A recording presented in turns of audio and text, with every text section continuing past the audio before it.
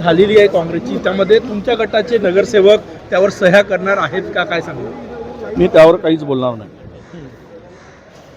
No comments. चंद्रपुरातल्या सत्ता स्थापनेबाबत काय हालचाल, काँग्रेसचे काय प्रयत्न आहे? सत्ता काँग्रेस स्थापन करेल पूर्ण विश्वासानं सांगतो.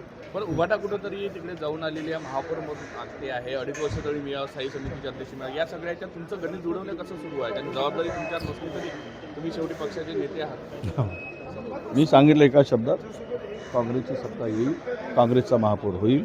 तो कसा होईल, कशा पद्धतीने होईल, येणारं काळ सांगेल.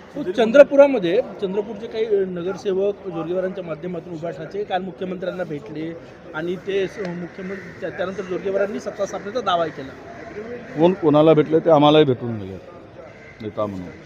त्यामुळं मी त्यावर काही फार बोलण्याची गरज नाही. आणि मला चंद्रपूरच्या एकूण सत्ता स्थापनेच्या संदर्भात निकाल लागल्यानंतरच बोलू, आता फालतू बोलून काही उपयोग नाही.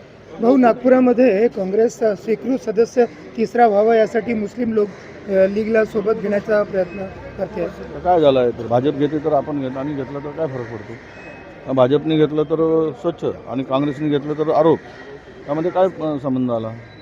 जर एक कोऑप मेंबरसाठी कोणी मतदान देत असेल किंवा घेतला जात असेल तर काय सत्ता स्थापनेसाठी घेतला जात नाही.